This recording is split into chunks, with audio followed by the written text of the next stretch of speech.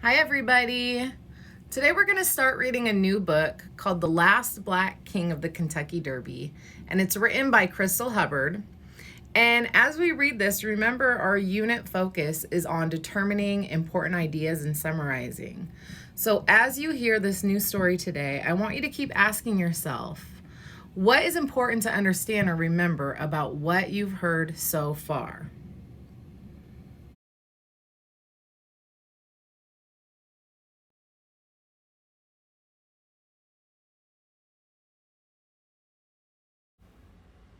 Jimmy Wingfield was a small boy with big dreams. Born in 1882 in Chilliesburg, Kentucky, he was the youngest of 17 children. His parents, poor sharecroppers, farmed a parcel of land owned by someone else. On the farm, all the children had to work hard. Although Jimmy was the smallest, he never let his size stop him from doing anything he set his heart to. He would carry the heaviest bucket, climb the tallest tree, chase the fastest chicken. Whether at work or play, Jimmy always gave his all. What Jimmy loved best was riding horses.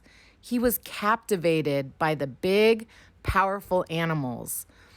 After rushing through his chores, Jimmy would sit for hours watching the thoroughbreds parade between local horse farms and the racetrack in nearby Lexington. Sometimes he would hop on one of the workhorses, riding it bareback, pretending to be a jockey. Atop a horse, Jimmy felt big and powerful too. Horses seemed to love Jimmy right back. When he talked to them and gently stroked their muzzles, the horses bowed their head as if they were listening. When Jimmy rode, he didn't need to speak at all. The click of his tongue, a twitch of his hands, or pressure from his knees was all it took for the horse to understand what he wanted it to do. Jimmy dreamed of riding horses for the rest of his life and becoming a great jockey, like Isaac Murphy. Ike Murphy was the best of the best. His picture, the news of his races were always in the papers. Ike Murphy gave Jimmy hope that his own dreams was possible. What is most important to remember or understand in what we've read so far? As a teenager, Jimmy began spending time at the racetrack on weekends. He became so well known by the stable hands that they gave him the nickname Wink. Eventually, Wink was offered a job as an exercise rider and stable hand at the racetrack in Latonia, Kentucky. Part of his pay was room and board. Living at the track, Wink learned even more about horses and began studying the jockeys too. He watched how they handled their horses, the way they talked to them, how they raced them. When Wink saw the jockeys sitting proudly in the winner's circle, dressed in their fine-colored silks, he knew he wanted to be there one day himself. In the spring of 1898, Bub May, a horse trainer and son of the mayor of Lexington, hired Wink as an exercise rider for his horse. A few months later, in August, Wink got his first chance to race. May, unable to afford an experienced jockey, asked Wink to ride his horse, Jockey Joe, at the Hawthorne track outside Chicago. Wink was only 16 years old. He had gone from exercise rider and stable hand to jockey in less than a year. This race could be his big break. Wink grew nervous and excited as the day of the race approached. He had seen Jockey Joe blazing around the track during morning workouts, so he knew he had a good, fast horse. Now it was up to Wink to prove he was a skillful jockey. What is important to remember or understand so far about what we've just read? When the barrier was sprung, Wink and Jockey Joe bolted. They fell to the back of the pack, but gradually, Jockey Joe fought his way up. By the time they reached the far turn, there were only 5 horses in front of them. Wink pushed Jockey Joe hard, all the while searching. Then he found what he was looking for, an opening to move Jockey Joe to the front of the pack. Wink made his move, but the opening was too small and the other jockeys wouldn't give way. Jockey Joe crashed into another horse, which toppled into another, throwing its jockey over a fence. Wink and Jockey Joe sprinted to the finish line just behind the winning horse. But after causing such an accident, Wink knew this ride could be his last. As punishment, he received a year's suspension from racing. Wink was devastated, but determined not to give up on his dream. He spent the year racing in unofficial events, gaining the experience he needed to become a winning jockey. When his suspension ended, Wink earned his first official win at the Harlem racetrack near Chicago. Confident after this victory, Wink tallied 14 more wins during the 1899 racing season. The next year, Wink broke into horse racing's big leagues. He got his first chance to race in one of the country's most prestigious races, the Kentucky Derby. Wink wanted nothing more than to win the Derby. The race would be a chance for his brothers, sisters, and friends to see him ride in his home state. His parents had died years earlier, but Wink knew they would be watching over him, wishing him a win. Saturday, May 3rd, 1900, was Derby Day in Louisville, Kentucky. People walked for miles around to watch a race that would last little more than 2 minutes. Ablaze in orange and blue silks, Wink rode out onto the track atop his mount, Thrive. Wink had ridden the horse a few times before the race, so he knew Thrive was a strong animal with a cool head. Wink was sure he and Thrive could pull off a victory. Staring into the crowd of spectators, Wink had never felt so alive. He eyed the track. Just 1.25 miles stood between him and a Kentucky Derby win. What is most important to remember or understand so far in what we've just read? Time seemed to stand still as the horses were positioned at the starting line. Finally, the signal rang out and the horses were off. Wink acted fast, pulling Thrive in close to the rail, hoping to make the trip around the track as short as possible. Approaching the first turn, Thrive was fourth. At the 3/4 mark, Wink hunkered down, dug in his heels, and began his charge. Fans screamed wildly. Panting through clouds of dirt and the spray of horse sweat, Wink powered Thrive into third. Closing in on the finish line, they began to battle for second place. Neck and neck with the other horse, they crossed the line. Wink and Thrive placed third. It wasn't the win Wink had hoped for, but he took comfort in knowing a third place showing in the Derby put him on the way to becoming a great jockey. Just as Wink's career was taking off, racial conflicts began to emerge in the horse racing world. Black jockeys were offered many of the best mounts, and white jockeys were jealous. Wink became a victim of this jealousy 3 months after racing in his first Derby. During a race at the Harlem racetrack, a white jockey named Jay O'Connor purposely crashed Wink and his horse into the rail.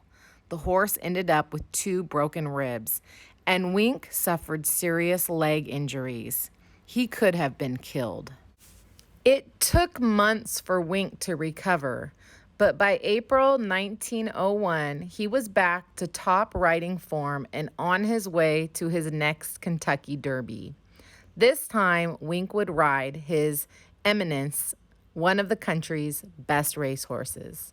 Wink was 19 years old and the only black jockey in the race. This was his second chance at a Derby win, and he was more determined than ever.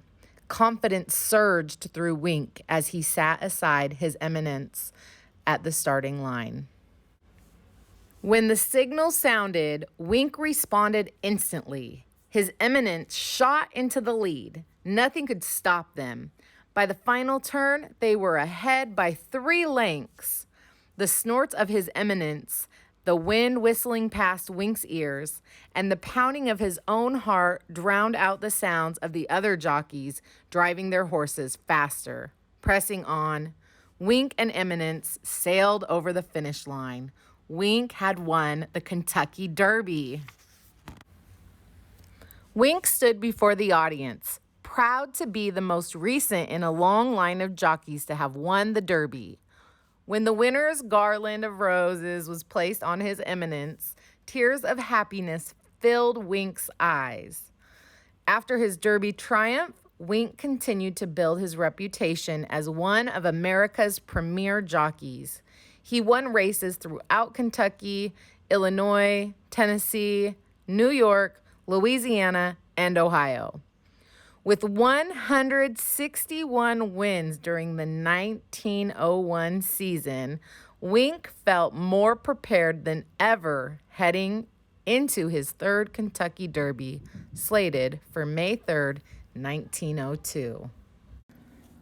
What is most important to remember or understand about what we've read so far? Major Thomas Clay McDowell had asked Wink to ride one of his 2 horses, either Allenadale or the Rival. Nash Turner, a white jockey, was also riding for McDowell and would get first pick of the 2 horses. Allenadale had weak legs and the Rival was in good shape. But Wink had exercised both horses and saw a special spark in Allenadale. Even with weak legs, the horse was a hard worker that wouldn't quit. Wink devised a plan to make sure Turner picked the Rival. For a month before the Derby, Wink slowed Allenadale in his workouts. He never allowed the horse to run the mile and a quarter faster than the Rival. When Derby Day arrived, instead of taking each horse out for a ride himself, Turner chose to stand trackside and just watch the morning workouts. Again, Wink slowed Allenadale's workout. The Rival appeared to be the fastest horse, so Turner chose to ride him in the Derby. When the race began, Wink and Allenadale shot from the starting line. The other jockeys were sure the weak-legged horse would tire after such a quick start. They were right. Approaching the backstretch, Wink felt Allenadale's knees wobble. Wink clung desperately to the lead. His slight body tensed with the effort it took to keep 1,500 pounds of horse running at top speed. The Rival and the other horses were closing in. Reacting quickly, Wink steered Allenadale to the right, just enough to force the other horses into the deeper sand surrounding the race path. It didn't stop them, but it slowed them enough to keep Allenadale in the lead entering the home stretch. Sweat stung Wink's eyes. He gritted his teeth and turned out all the stomping and snorting around him. Leaning forward, he pushed Allenadale harder. The horse gave him everything it had. Wink and Allenadale crossed the finish line as the rest of the pack thundered past in a blur of browns, blacks, and rainbow-colored silks. When the dust settled and the crowd quieted, Allenadale was declared the winner by a nose. Wink had won his second Kentucky Derby in a row, making him the only back-to-back Derby winner since Ike Murphy. What is most important to remember or understand about what we've read so far? Wink was a genuine star by 1903 racing season. With a streak of 22 victories earlier that year, he was feeling confident when he mounted a horse named Early in the Kentucky Derby on May 2nd.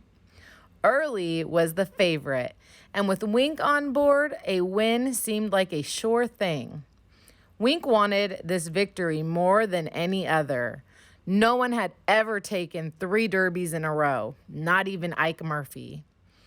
When the horses were lined up at the starting tape, Wink was so anxious that he caused a false start. After a second lineup, the horses were off. Wink pushed Early hard, bolting past 3 other horses. Starting so quickly was risky, but it had worked for Wink in the past. Halfway through the race, Wink could almost taste victory. Above the stampeding horses, he heard the roar of thousands of fans cheering him on. Wink urged Early to go faster, but Henry Booker, aboard Judge Himes, came up in the homestretch. Eye to eye, stride for stride, muscle to muscle, Early and Judge Himes fought for the finish. Then, suddenly, Early's breathing grew harsh, and his neck became damp with sweat. Wink's heart sank. He knew his horse had nothing left. Judge Himes crossed the finish line first, less than a length ahead of Early. Instead of cheers, Henry Booker was met with the stunned silence of thousands of spectators who had expected to see Jimmy Winkfield win his 3rd Derby in a row. No one was more disappointed than Wink. He realized that he had made his move too soon. He had thought too much about the victory and not enough about the race. After 1903, economic problems drove many racetracks in the United States out of business. As opportunities began to dry up, jockeys became more competitive, vying for a few available mounts. Racial tensions between jockeys increased. Soon, Wink and other black jockeys were forced out of racing by white jockeys who wanted their mounts and white horse owners who chose not to use black jockeys. Despite hard times, Wink eventually found work with Jack Keene, a Kentucky man who trained horses in Poland and Russia. Keene asked Wink to ride for Mikhail Lazarev, owner of one of Russia's largest racing stables. In Russia, Wink won the Emperor's Purse, which led to races all over Europe, riding the horse of Russian czars, Polish princes, and German barons. While in Europe, Wink married and had a family. He was happy and glad to be racing again, but part of him always missed the dirt of the tracks back home. Wink made a few attempts to return to the United States, but times had changed too much. Black jockeys, once the kings of horse racing, were no longer welcome at American tracks. Wink's 1902 victory would be the last Derby win ever by an African-American jockey. In 1930, Wink retired from racing and settled his family on a 12-acre horse farm in Maisons Lafayette, France. He found his later years on the farm doing what he loved best, working with horses. Whenever Wink thought back on his long journey from Chilliesburg to Maisons Lafayette, he didn't dwell on the bad times. Wink knew he had been blessed. The small boy from Kentucky had lived a big life. What is important to remember or understand about what we've just read so far?